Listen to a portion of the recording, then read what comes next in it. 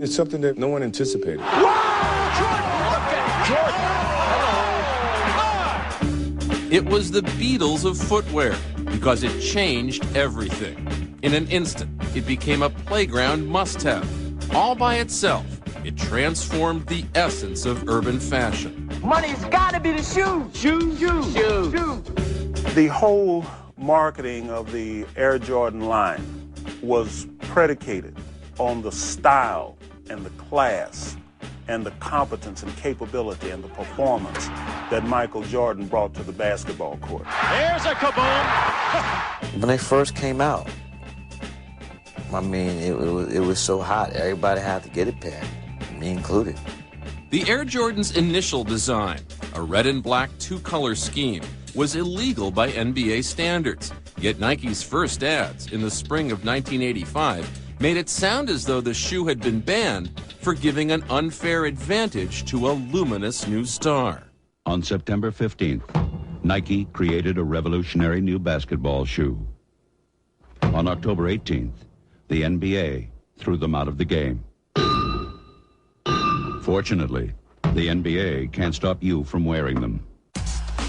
When the Air Jordan was banned, Michael Jordan's new image was born.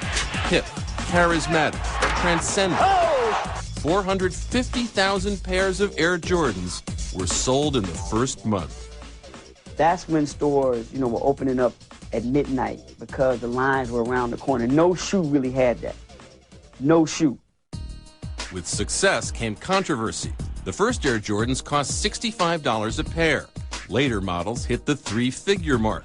Critics attacked Nike for pricing Air Jordans out of the reach of the lower-income kids who'd crave them the most.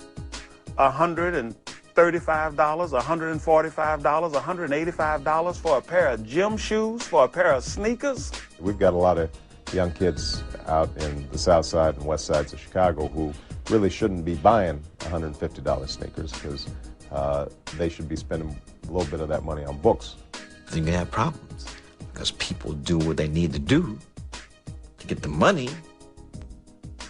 or steal that stuff, which is being hawked at them. And there were problems. In Maryland and Texas, teens were killed by thugs who were after their Jordans.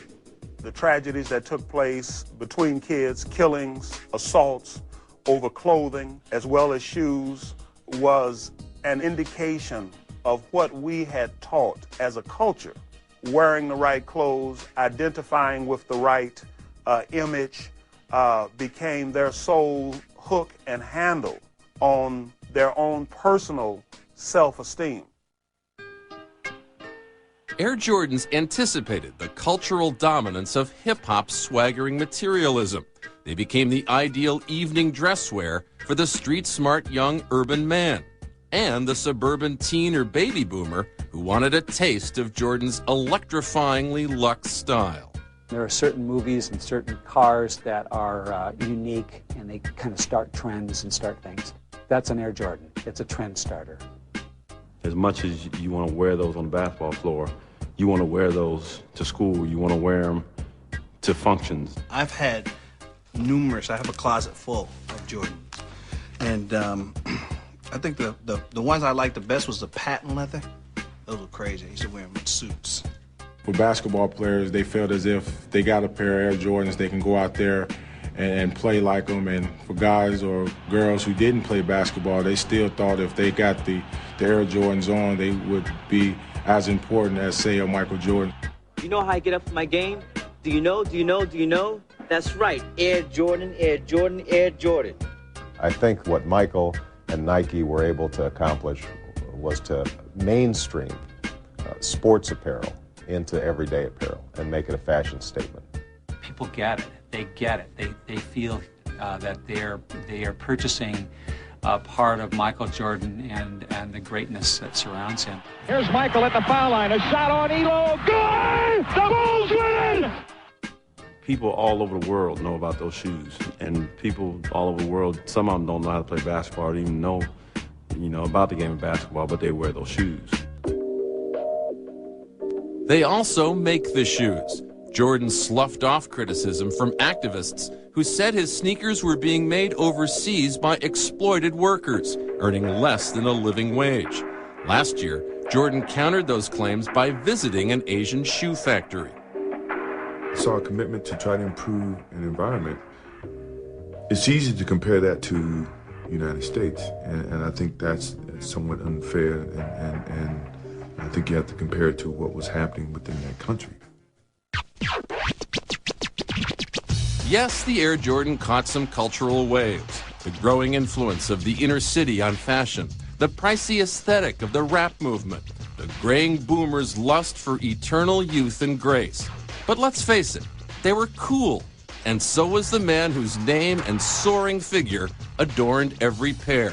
2 decades later, their synergy stands in history.